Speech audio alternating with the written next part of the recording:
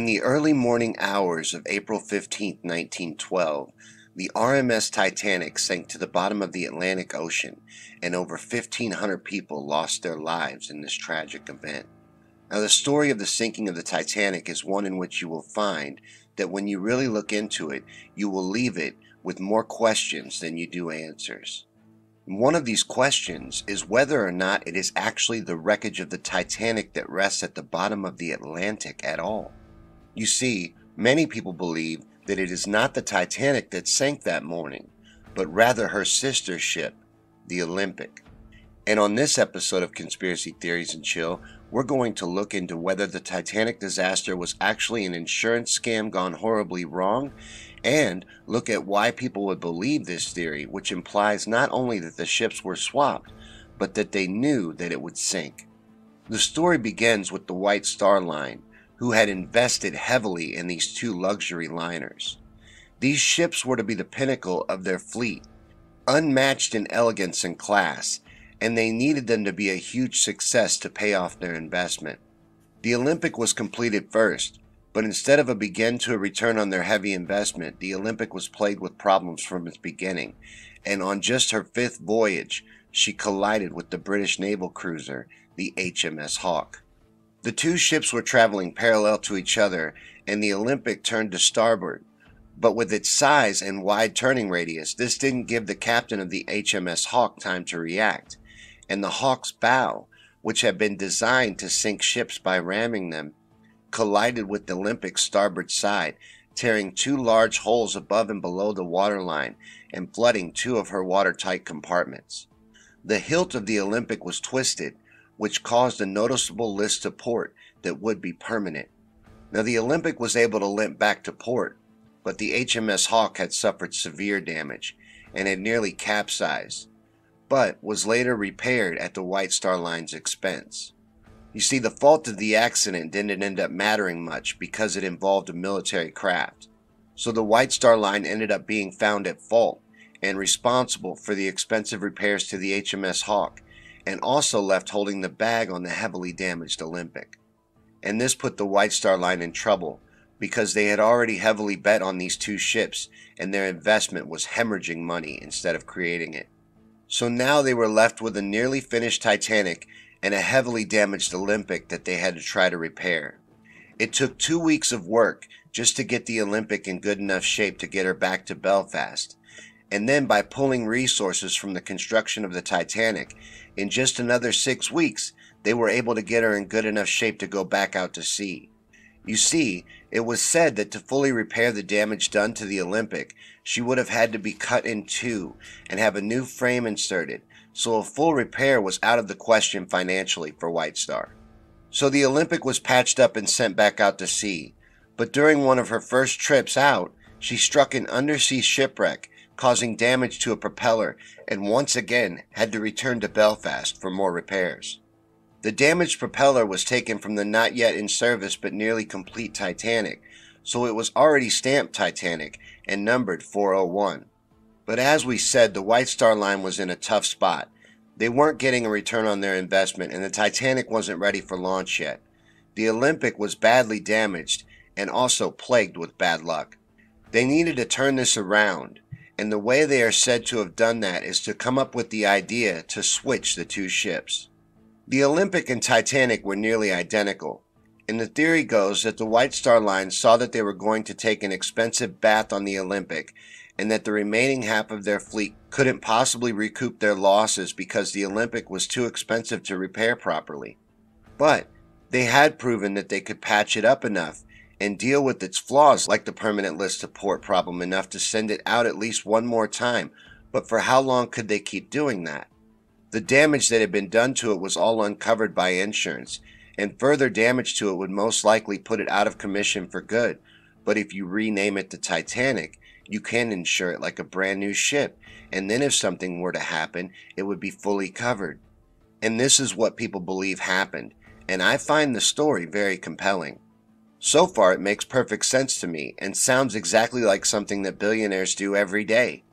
All you have to do is rebrand the ship Titanic and then let it have an unfortunate accident that you can claim insurance on and recoup your losses. Then you have a brand new ship ready to go and the money to replace the one that you had lost.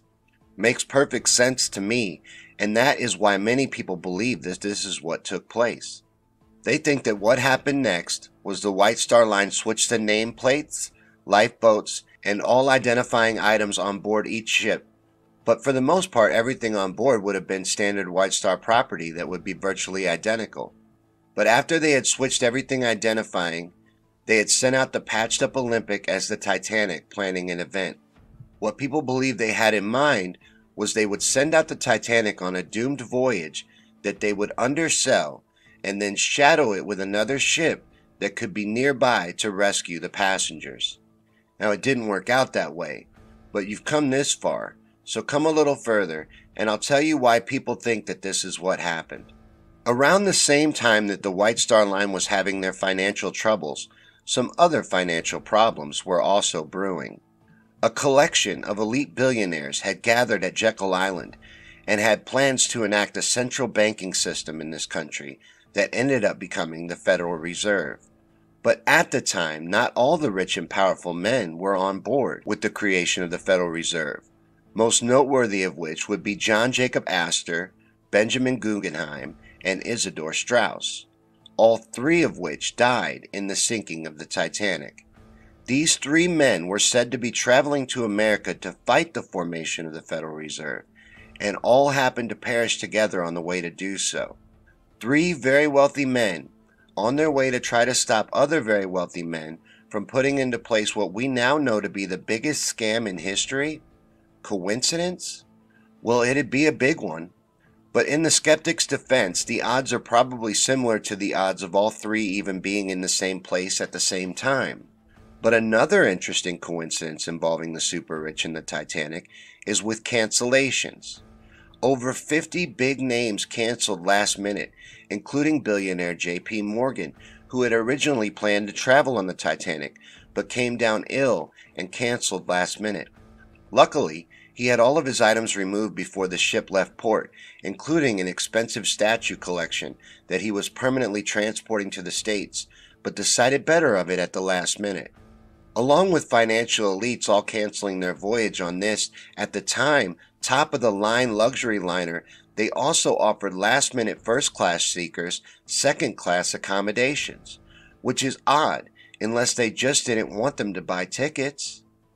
In fact, another odd bit of coincidence is that Titanic's maiden voyage, for as big as an event as it was, both for the time and for the White Star Line, was very underpromoted and undersold. It left port only half full as a result, thankfully in hindsight, but very odd for the time and size of such an event, don't you think?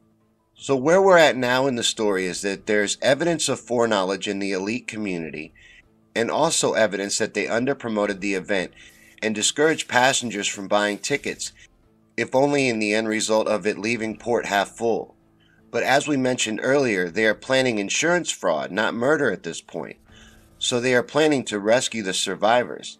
And that's where the story is at this point.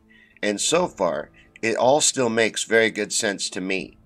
I think you could pull off switching the ships. And if you could control the crew manning that ship, you could pull the whole thing off. Enter Captain John Smith. Captain Smith had a long history with the White Star Line, and was also captain during both of the Olympics mishaps. But those weren't the only blemishes on Smith's record. He was known to be quite a hot dog that drove his ships like speedboats, and his record was full of accidents. So Captain Smith was in danger of losing his prestigious high-paying job. Now that makes him desperate, hence easy to control, so he makes perfect sense for a fall guy to take this ship on its first and last ride.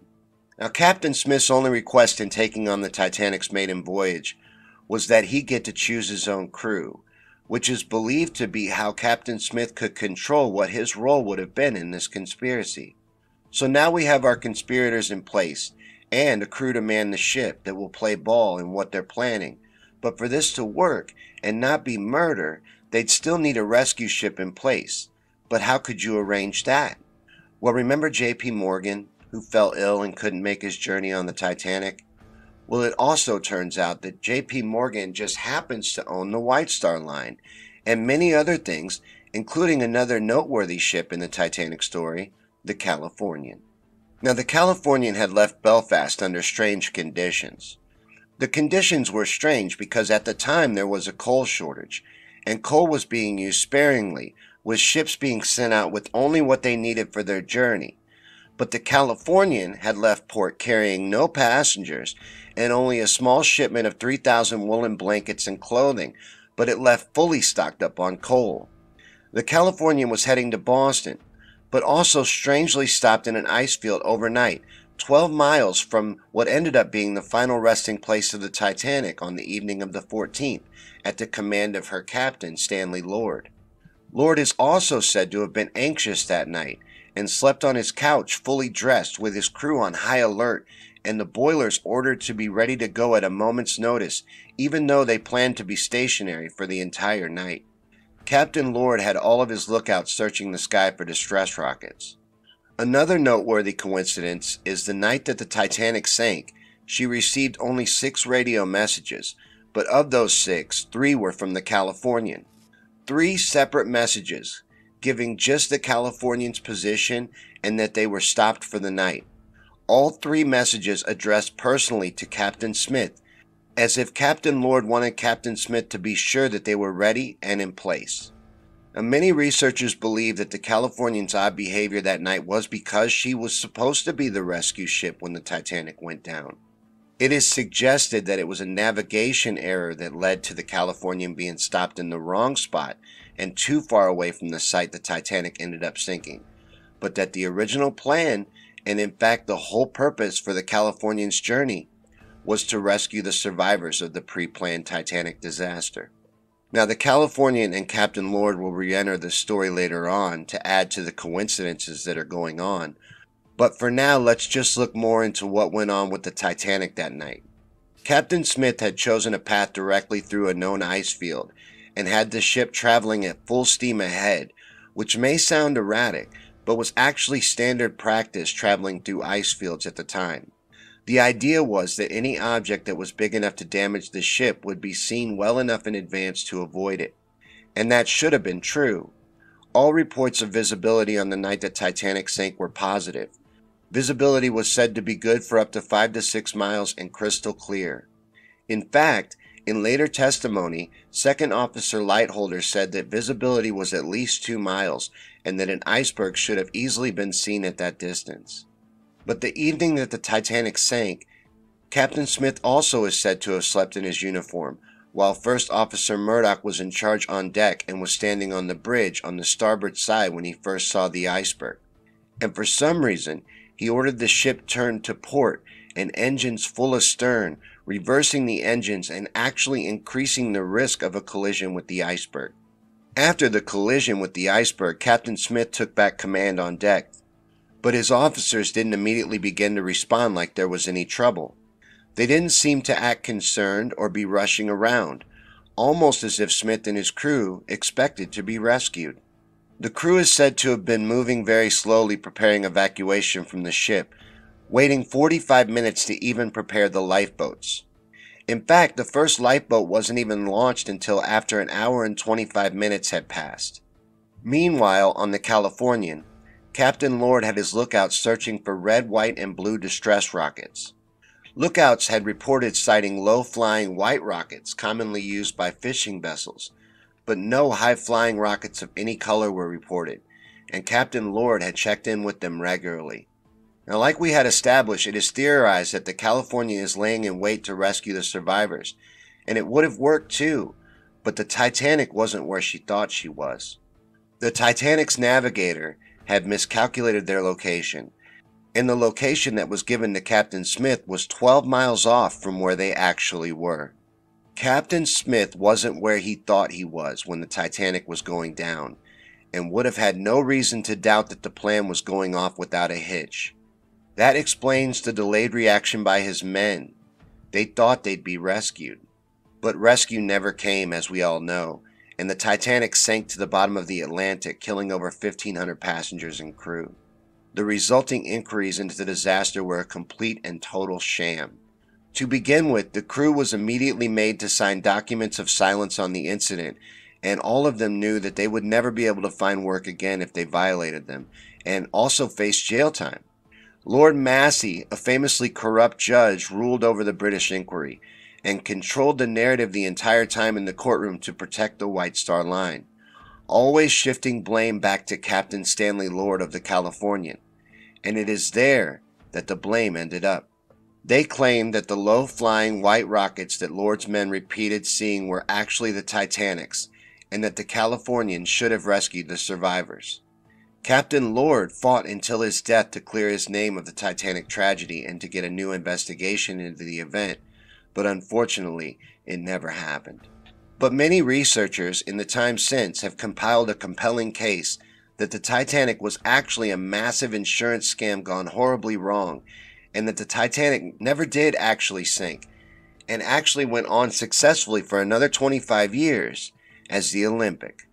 So far in this video, we've established financial motive for this theory, but what else is there to this story? Well, in 1912, they had no way of getting to the wreckage. But in 1985, the wreckage of the Titanic was discovered and has since been explored many times, and some interesting things have turned up. For one, remember that propeller we talked about earlier that was taken from the Titanic and put on the Olympic, stamped 401? Well, that propeller that should not be on the Titanic because it was taken and placed on the Olympic is in the wreckage. Also, evidence of gray paint on the undercoat has been found in the wreckage, and that's quite interesting because one of the few differences in the two ships was that gray paint was only used on the Olympic. The Titanic had black undercoating. Another noteworthy find in the wreckage is in the nameplate of the ship. Names of ships were commonly etched into the hull in those days, but in Titanic's wreckage, it is revealed that its was riveted on, but a section of it has fallen off, and underneath is what looks like an engraved M and P. Now there is no M or P in Titanic, but there are in Olympic. But what else is there though? Well, as I said earlier, there was a national coal strike going on during the launch of the Titanic. But despite the increase in unemployment as a result, the Titanic struggled to find a crew, with many refusing to work for them for any price.